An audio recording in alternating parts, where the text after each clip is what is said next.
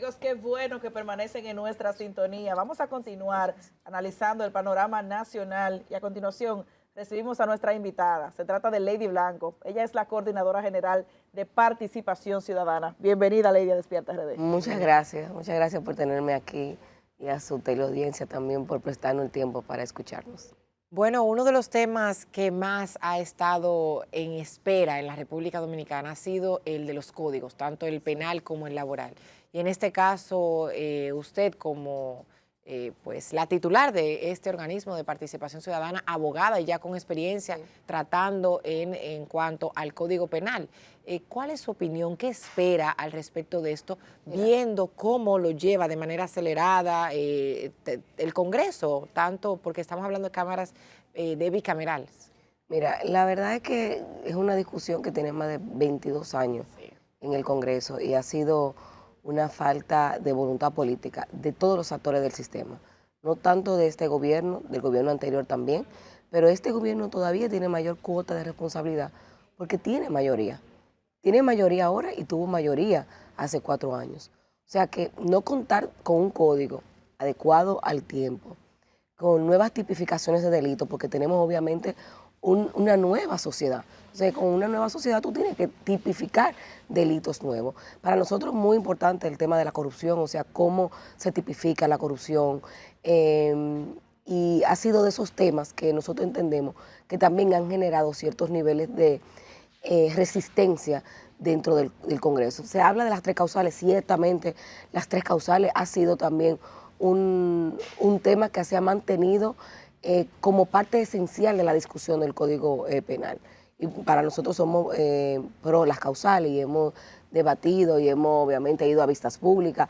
Hay otros temas que también nos preocupan. Actualmente se está conociendo el Código Penal, pero al final si tú preguntas cuál código que se está conociendo, son 5. En 5 proyectos de Código Penal. Entonces, ahora tenemos entendido que el que se está conociendo fue el último que se revisó y que ahora, justamente el día de hoy, se estarán revisando los 60 artículos que son los más conflictivos. Pero ustedes como Participación Ciudadana no saben qué es lo que contiene ese proyecto que ya está a punto de ser rendido el informe. No, sí, nosotros obviamente sí tenemos conocimiento cuáles son el proyecto que se está conociendo, entendemos que es ese que se está conociendo, aunque no se ha hecho público cuál de todo, pero sí entendemos que es el último que se presentó, pero acuérdense que en el Congreso se debate y ahí obviamente si un artículo decía una cosa o ya uno no sabe mañana qué el artículo va a decir. Ese es precisamente el trabajo de la comisión. comisión. Porque ese es parte del trabajo de la comisión que estarán haciendo y que van a conocer ya en la asamblea. Ahora bien, sí nosotros sabemos que el día 10 el movimiento feminista estará frente al Congreso para la inclusión de las 3 causales, que será obviamente de las luchas que tendrán muchos de los colectivos sociales, que es un tema también muy central para nosotros, que se visibilicen los derechos sexuales y reproductivos, tanto de ¿Ustedes las no están de mujeres como acuerdo de las con el niñas. planteamiento de que se conozca eso en una ley especial? No. ¿Usted entiende que debe ser contenido No, en el porque código? fíjate, si se ha vuelto un discurso halagüeño, es decir, que lo van a llevar a una ley especial, si hubiese sido así, ya tuviéramos esa ley especial. Pero ¿qué pasa? Fíjate cómo en el Congreso el tema de las causales siempre ha sido un tema de resistencia. ¿No es mejor continuar conociendo el código sin ese tema, a frenar todo el código a partir de la discusión Es que que genera el al mismo tema de las final, causales? mira, al final las causales no es lo que detiene el código. Okay. ¿Por qué? Porque el PRM tiene mayoría. Bueno, pero ahora le pueden quitar la excusa, digamos, y el ¿no? PRM tiene mayoría y es de moderno no tiene nada, de conservador tiene todo. Entonces, obviamente, al tener mayoría, no necesita la discusión de las causales, la podría pasar sin las causales. Ahí para nosotros hay más que las causales, hay otros Pero dentro del temas. propio PRM hay división en torno a las causales. No. En el PRM hay consenso de pasar las causales, de pasar el código sin Pero eso causales. estatutariamente, Estatutariamente, pero en la práctica los congresistas ahí tienen su lacito azul, Bueno, los PRMistas. pero por eso digo, la gran mayoría de los diputados y senadores del PRM son de la ola conservadora y no están a favor de las causales. Ahora, en la oposición, el PLD, que es el que tiene una visión con el tema de las causales que él ha sostenido, no solamente anterior, sino actualmente la sostiene, ha sido más progresista con el tema de los derechos sexuales y reproductivos de las mujeres. Pero al final, el PRM no necesita la oposición para pasar el código. Entonces, ¿qué ha pasado ahí? Ahí obviamente ha sido una discusión inerte de decir que son las causales. Para nosotros entendemos que la tipificación de delitos, sobre todo delitos de corrupción con penas más férreas, nuevas tipificaciones de delito, el desfalco como tipificación más fuerte. O sea, los delitos de corrupción están ahí. Esos son los que tienen el código Nosotros frenado. entendemos Les que rehuyen eso, aprobar el código por eso. nosotros entendemos que, porque ya no es la causales. Te lo dice claro, tiene mayoría. Y la mayoría del PRM es conservadora. Y en La cuanto al posición del código, presidente con el tema del Código Penal, porque hace unos días se habló de eso, pero no directamente, no envió una línea, sino que Mira, hizo falta. el presidente tener ha un sido nuevo código. irresponsable.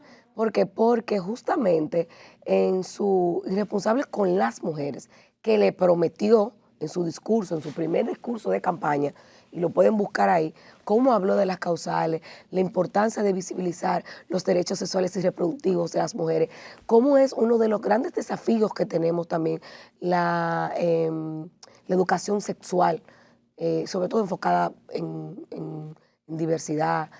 Miren, ¿y qué pasó? Él dijo en campaña que iba a impulsar esas reformas, que iba a movilizar la voluntad política de su partido. Eso nunca pasó. y en cuanto al código laboral, Eso porque en nunca el código pasó. laboral también hay un tema con las mujeres, ahí va a haber o debe de haber una modificación y adaptación al teletrabajo, a cómo va a desarrollarse el tema femenino, las vacaciones ahora, todo eso tiene una modificación. ¿Cuál es la postura de ustedes? Mira, Licencia de paternidad, no sé si la licencia de finalmente revisarán paternidad. ahí en el código. Sí, la verdad es que ahí yo creo que sí se ha hecho un trabajo quizás más consensuado, porque recuérdense que no solamente se ha llevado la discusión al Congreso, sino que se hicieron vistas públicas, pero también se hicieron los trabajos de sensibilización con los actores del sistema que inciden en el tema del trabajo. Los gremios, con nosotros también, los gremios de trabajo. Yo creo que se ha hecho un trabajo de sensibilización que ha sido importante para nutrir la pieza. Hay desafíos, el teletrabajo es un desafío, pero yo creo que ahora va a estar regulado en el código con aportes importantes. Para nosotros todavía la licencia de paternidad queda muy limitada, porque lo que tenemos entendido es que se van a aprobar solamente 10 días. Entonces, si hablamos de una vida familiar de manera más integrada, obviamente es un poquito complejo todavía ver al hombre solamente con 10 días en la casa. ¿Usted tiene observaciones ahí también sobre el tema de la cesantía, que ha sido, digamos, el hándicap? Mira, la cesantía es un derecho adquirido del pueblo dominicano a través de luchas importantísimas y nosotros entendemos que debe mantenerse como esas de las garantías del trabajador. Sin embargo, para nosotros hay otros temas. Ellos dicen, bueno, la cesantía, claro, es una retranca para el sistema laboral, para las empresas. Pero ¿habían escuchado ustedes las propuestas del sector empresarial? Porque habían dicho ellos, incluso César Dargan en este espacio, Sí. había mencionado que la intención no es eliminarla, sino que ellos tienen otras propuestas de Otro Y modelo de bueno, financiamiento, un modelo de digamos. financiamiento, pero un cofinanciamiento desde el Estado. Entonces, la realidad es que hasta el momento uno de los derechos más garantizados del sector laboral, de los empleados, es la cesantía y debe permanecer. Ahora, ¿qué sí debe mirarse? El anticipo, que es uno de los retrancas para el empresariado dominicano. Tú anticipar lo que tú vas a proyectar o lo que tú vas a ganar, sobre todo en un tejido productivo, que la gran mayoría son MIPYMES, el 95% del tejido productivo de la República Dominicana son MIPYMES que tienen que pagar impuestos. Pero Ahora que mucha también, gente le van a tener que devolver impuestos porque la economía tiene una retranca, Claro. que muchas empresas han bajado sus ventas, han bajado sus ingresos. el nivel de informalidad también incide, pero el anticipo, lo digo porque mi esposo tiene una empresa y siempre lo escucho, obviamente yo estoy más en el sector social y esas son las discusiones que tenemos, pero tenemos visiones distintas, pero siempre lo escucho hablar de que el anticipo es uno de los grandes desafíos. Entonces, hablamos de un código laboral. Claro, hay que garantizar ya los derechos adquiridos del trabajador, pero también recordar que el Estado no produce riqueza, que el Estado no genera empleos. Ministra. El Estado administra y obviamente genera la política pública para que el sistema privado, el sector privado, pueda generar esas riquezas y crear nuevos empleos. Pero tú hay muchos tienes empleos que... nuevos en el sector público, se ha Sí, incrementado sustancialmente la nueva pero eso es clientelismo. Eso obviamente, aparte de que el clientelismo es un desafío que tenemos en la administración pública, pero el actor clave de desarrollo del Estado es el sector empresarial. Y desde el Estado se debe crear las políticas públicas que generen ese bienestar y que generen las facilidades para que el sector privado pueda ir creciendo. Entonces, obviamente, una de las economías que más crece, pero ese crecimiento exponencial tú no lo ves derramado en la sociedad dominicana porque tú sales a preguntar y de los grandes desafíos que tenemos es la calidad de vida del pueblo dominicano. Lady, ¿cómo ven ustedes esto que se ha denominado una campaña anticipada de muchos actores de la vida nacional, pero fundamentalmente se cuestiona al gobierno y al PRM por ser, digamos, los que están al frente de la administración del Estado en muchas posiciones? ¿Cómo se observa eso de participación ciudadana? ¿Se ha producido alguna nota, algún aviso sobre ese tema? Mira, justamente Y la labor de la Junta. Qué bueno que tú me traes esta colación porque nosotros pusimos a circular este estudio sobre las leyes electorales. Y es un estudio que surge a partir de la observación electoral que hicimos desde el año pasado y que ya se consolida a través de este estudio los grandes desafíos que tenemos. Y es obviamente la continua violación a las leyes electorales. Y que a pesar de que tenemos leyes electorales todavía muy deficientes, fíjense que nosotros tenemos en 21 años 2 reformas por año del sistema electoral. ¿Y a qué se debe a eso? Una visión cortoplacista del sistema electoral y del sistema de partido, una poca conexión con la realidad de lo que la sociedad dominicana aspira de los partidos políticos, pero también poco consenso. Y fíjense, yo estuve sentada en el CES hace 3 años discutiendo la ley electoral. La Junta Central Electoral presentó una reforma sustancial. Pero a fin de cuentas, ¿de qué sirvió ¿Y qué si pasó? no se está aplicando? Por eso, no solamente que no se está aplicando, sino que se presentaron avances importantes para que el sector político lo asumiera, esas reformas sustanciales al sistema. Pero ¿qué pasó? En el Congreso hicimos vistas públicas, lo discutimos en el CES, hablamos del financiamiento, la falta de transparencia, la falta de fiscalización, que son temas esenciales del sistema electoral. Se perdió todo ahí. En el Congreso hicieron nuevamente un traje a la medida y ahora estamos hablando de que tenemos que otra vez reformar las la leyes ley actual electorales. no tiene las garras suficientes para Ahora voy a sancionar a hablar. los que ya están en campaña. Justamente la ley electoral, la que no la ley de régimen electoral, la 2023, porque la 2023 sí fue formada. La ley electoral atraviesa una sanción clara, que es la inhabilitación de la candidatura. Oigan bien, inhabilitación de la candidatura. Ahora, tendrá la Junta la voluntad, la férrea voluntad de aplicarla. Eso hay que verlo. ¿Por qué? Porque la Junta desde febrero está hablando de las candidaturas, del proselitismo. Y nosotros justamente en abril, que comenzamos a ver estos movimientos de muchos funcionarios públicos, que primero violentando los criterios de la ley electoral y de los plazos que establece la ley, pero al margen de eso están en función pública, que aún peor. O sea, no solamente es que están en campaña, sino que están en función pública, que pueden utilizar los recursos que le da el Estado Dominicano, porque obviamente la plataforma que te da un Ministerio de Turismo, te da una plataforma, un Ministerio de Educación, te da una plataforma, un Ministerio de Obras Públicas, te da plataforma. Estamos hablando de aquellos ministerios donde está el grosso del gasto público, o sea, donde están la gran mayoría de los recursos que tienen años de ser Pero auditados. la ley establece que deben de renunciar, deben de ser movilizados. ¿Qué dice la nueva? No, es que la ley establece claramente la prohibición total de ningún tipo de proselitismo. El único proselitismo que se permite es después de la proclama que hace la Junta Central Electoral, que da apertura al proceso electoral como tal. Y eso es, todavía falta, señores, más de 2 años y medio para eso. O sea, estamos hablando que claramente hay una provisión total. No es que hay una provisión de aspirar. Usted puede aspirar, usted tiene el derecho legítimo de aspirar. Yo sí soy su compañero, pero usted no puede salir, como ya hemos visto.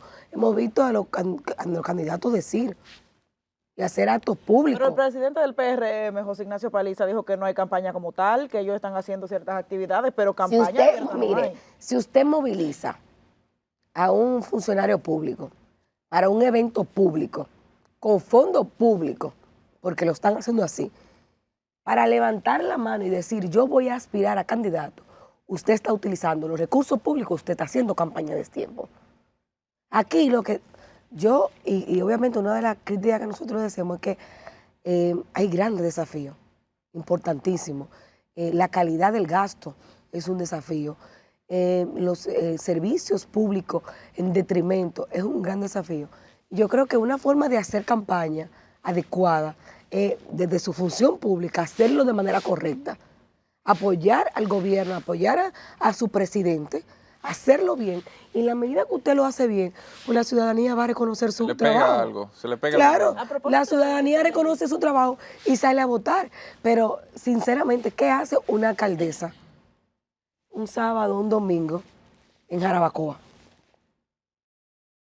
Te da claramente en que estamos en campaña. Y justamente fue participación. Excúseme. A propósito de ese tema, Lady, para la pregunta que iba, ¿cómo evalúa participación ciudadana el gobierno en estos momentos? Porque se percibe una serie de hartazgo por parte de la población con el tema del alto costo de la vida, se incrementan los combustibles, hay déficit en materia de salud en los hospitales, la gente se queja de que no tiene servicios y se le agrega a la situación que está atravesando SENASA. La evaluación que ustedes hacen. Mira, justamente nosotros tuvimos una reunión en la Cámara de Cuentas, cuando la Cámara de Cuentas pues, inició sus trabajos. Y una de las peticiones que hacíamos era que había ministerios que tenían años sin ser auditados, como por ejemplo el Ministerio de Salud, el Ministerio de Educación, tienen más de 15 años sin una debida auditoría. Y ahí hay el grosso del gasto público. Entonces, aparte de eso, también solicitábamos que aquellas instituciones, hicimos la lista, que ya sabíamos que habían claros aspirantes, que también debían ser auditados. Porque en la medida en que uno ve cómo se utiliza la publicidad gubernamental, cómo se utiliza la publicidad, obviamente, de manera individual de cada institución pública, pues tú te das cuenta hacia dónde se dirigen los intereses del incumbente. Y ciertamente hay grandes desafíos. Fíjate que en los primeros 2 años de un gobierno hay un nivel de, y yo creo que ha llegado como a ser algo como hasta natural del pueblo dominicano, ver qué pasa en esos primeros 2 años, 3 años de esos gobiernos, para ir adecuándonos, ver viendo las políticas públicas. Y fíjate que siempre hay como un nivel de pasividad de la sociedad frente a ese gobierno entrante. Pero ya este gobierno tiene 6 años. Y aquí no solamente hay un deterioro grave de los sistemas básicos de salud, ciertamente hay mayor nivel de cobertura. En el caso del SENASA, los afiliados son 7.5 millones de afiliados, o sea que la gran mayoría del pueblo dominicano está afiliado al SENASA. Y es un gran desafío, porque tú tienes el SENASA contributivo y tienes subsidiario. Y ciertamente el SENASA subsidiario, lo que vemos es que no tiene, todo lo contrario, tiene bonanzas en el contributivo, pero el subsidiario tiene grandes desafíos, porque es donde hay la gran mayoría de los afiliados, y es uno de los grandes desafíos. Y otro de los desafíos que tenemos es también quizás la falta de transparencia en la información pública, porque un ejemplo, la CISARIL, si tú entras a CISARIL, la última información pública de la situación del SENASA contributivo y del subsidiario fue de enero. Estamos hablando de que tenemos más de 6 meses de información que desconocemos de lo que ha pasado con el SENASA. Usted, sí. para que Entonces, termine hay la esos idea. grandes desafíos. Pero aparte de eso, yo creo que, y una de las cosas que hemos visto de participación ciudadana es el tema económico. O sea, ciertamente es la economía que más crece y vemos las estadísticas y cómo va Latinobarómetro nos posiciona como de esas economías emergentes de la región. Sin embargo, esa prosperidad no se ve en las casas del pueblo dominicano. El alto costo de la vida sigue siendo de las grandes preocupaciones. Fíjense que en la lista de preocupaciones del 2020 era la corrupción, que movilizó a la gente para que obviamente saliera a votar también. Pero ya la corrupción no forma parte de los 3, 4 puntos más importantes. ¿Pero porque es menos corrupto este gobierno o porque hay No. problemas mayores? Yo creo que primero la economía, el tema económico es central. Ha habido avances en materia de corrupción, de prevención de la corrupción. No quiere decir que no haya corrupción, la corrupción persiste. Y el tema de la persecución de la corrupción en esta nueva administración, para los gestores de esta nueva administración también es de los grandes desafíos Un minuto que tenemos. nos queda, solamente saber, a partir de este abril del año 2025, usted inició una gestión, Sí. 2025-2026, ¿cuál va a ser su enfoque? Mira, a nivel interno tenemos grandes desafíos, la sostenibilidad económica de participación ciudadana. Como todo el mundo sabe, nosotros concursamos a los proyectos de cooperación, no solamente con la USAID, que ya cierra, sino también con Fondo Canadá, con todos los organismos internacionales. Entonces, eso es un gran desafío, porque la cooperación ya mira diferente. No a República Dominicana solamente, sino como somos uno de los países que más crece, tenemos niveles de estabilidad democrática en comparación con la región, pues mucho de la cooperación se va a otros países como El Salvador, Honduras, Nicaragua. Y ¿Podría quebrar un gran participación ciudadana aquí? No, para La nada. salida de USAID. No, para O nada. reducir mucho su... No, porque justamente nosotros dejamos de percibir recursos de la USAID en el 2020 Ok. y ya nosotros seguimos trabajando. Lo que Pero sí... porque dejaron de concursar en 2020. No, fue la porque nosotros teníamos un proyecto con USAID, que es Seguridad Ciudadana, que era con USAID, o sea, la contrapartida, nosotros, FINUS, Casa Comunitaria de Justicia, Fundación Solidaridad, y cerró, o sea, terminó. Ok. Entonces, al terminar, ya no había extensión de ese proyecto y nosotros obviamente concursamos a otro proyecto. Ahora tenemos proyectos con la Unión Europea y con Canadá. Entonces, estamos trabajando y reconocemos que el sector empresarial también apoya a la visión de participación ciudadana. El trabajo voluntario de participación persiste porque el mío es voluntario. Y muchos de nosotros lo que hacemos, esta parte política hacia afuera, es un trabajo totalmente voluntario. Lady, muchísimas gracias por habernos acompañado. Siempre muchos temas que ampliar con participación Faltaron. ciudadana. Sí, La invitación invitarme de abierta nuevo. para Y volver el en cualquier tiempo nos momento. castiga. Señores, a ustedes gracias por despertar con nosotros. Será hasta mañana cuando su reloj marque las 6 de la mañana. Feliz resto del día.